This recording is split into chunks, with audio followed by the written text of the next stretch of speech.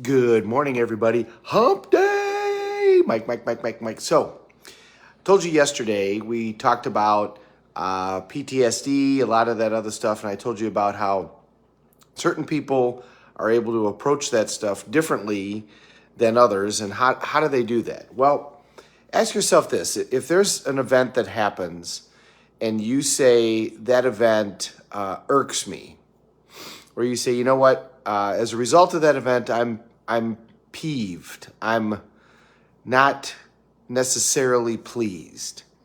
Is that going to make you feel different than if you say that the event is infuriating? If you say that the event is catastrophic? If you say that the event is a disaster? And when you say those emotional words, you feel the emotional feelings that go along with those things. So in other words, you get upset and you get outraged and you get, distraught and you get all of these things. The point is that number one, language and physiology, but language in particular when you first start, will decide how you feel about certain things. And the second part of that is, who decides how we feel about anything? We do. Nobody dictates how you feel about a certain event. You decide how you feel about an event. You can't control the event, but you can absolutely control your response to that event and how you feel about your response to that event. So, can two people have the exact same event happen and have two completely different meanings out of that event? So, death. Are there some cultures where death is an absolute celebration? For sure. The old example that we talked about, that you've heard me talk about, is Carly Simon versus Bruce Springsteen. Bruce Springsteen can't wait to get on a stage. And I know the boss is getting up there in age, but if you ever saw the guy, he would get on stage and he would be on stage for forever. I mean, the one time I saw him, I was like, okay, dude, I'm ready for this concert to be over. I mean, it was amazing, but wow. Then you had Carly Simon, who's an old singer, was very popular in the 70s, who was one of the most well-known singers suffering from stage fright of her time and rarely would perform live and had all kinds of difficulties dealing with stage fright. She could go into the studio and do these albums, and she did hit after hit after hit, but couldn't do live performances. Now, here is the experience that each of them had. So for Carly Simon, they asked her, what is it that you experience when you're getting ready to go on stage? And she'd say, my heart starts racing, my palms start sweating, I can feel my blood pressure going up, and I can feel, my body kind of surging, and then I know that I'm having a panic attack. Well, Bruce Springsteen, they asked him, what do you feel? Why do you want to get on stage so much? And he says, when I get ready to get on stage, my heart starts pounding, my palms start sweating, I can feel my body start to surge, and then I know I'm ready. That's the greatest feeling ever. So two people have the exact same experience, but they have two completely different relationships to that experience.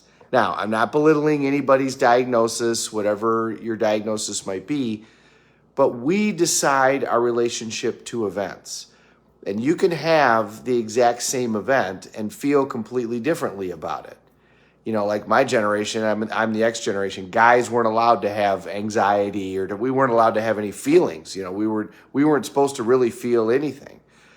So, one of the things that'll happen to me is, if I've got something big coming up the next day, I typically will wake up at 1 or 2 o'clock in the morning, and I'll wake up with ideas in my head as to what to do, and I'll write those ideas down.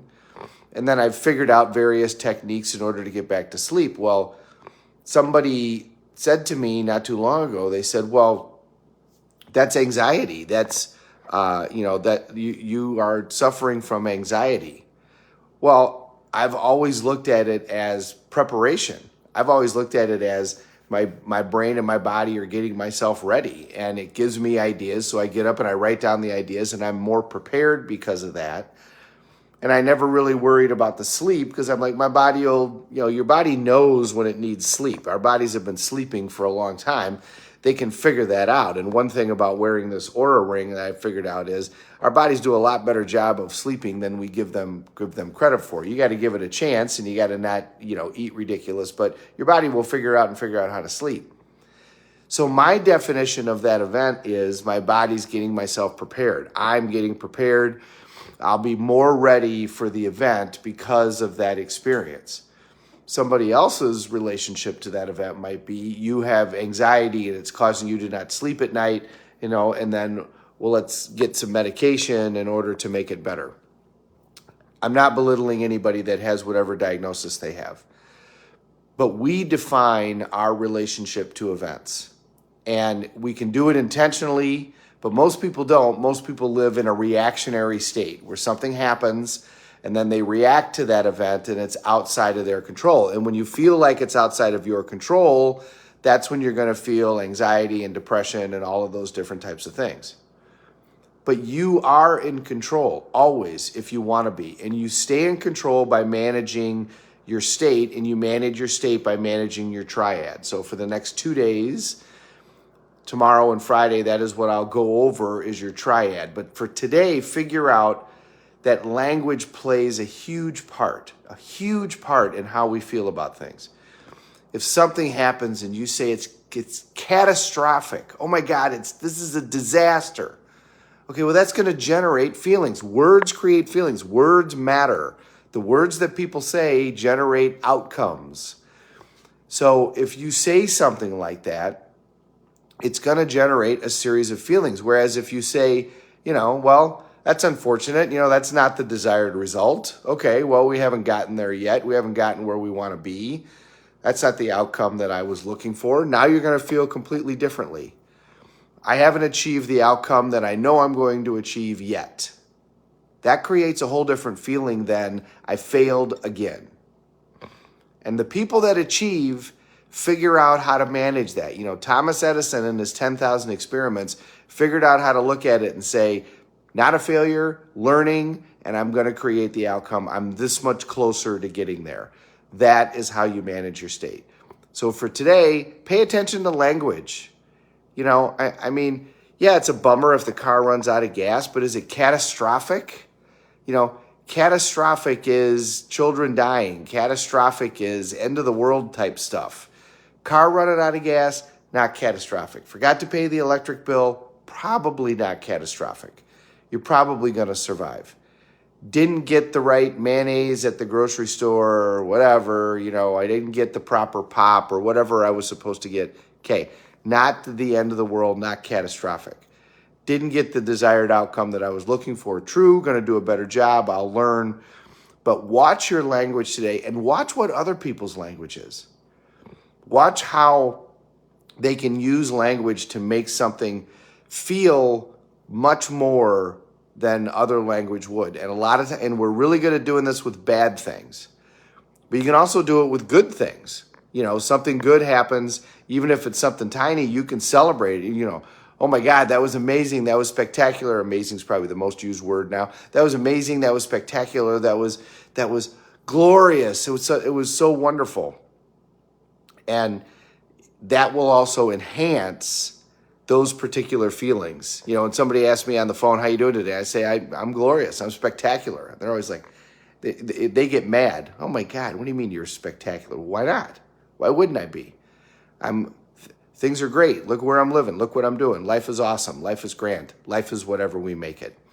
Have an awesome day, everybody. Pay attention to language today. If you get a chance, write some notes on this video. I would love to hear what your experiences are, especially watching other people as they take something little that's really not a big deal and make it a huge deal by using language.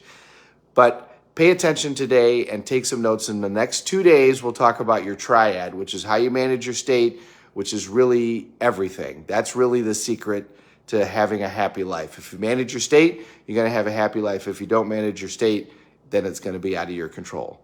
Thanks for watching. We're all in this together. Let's take care of each other.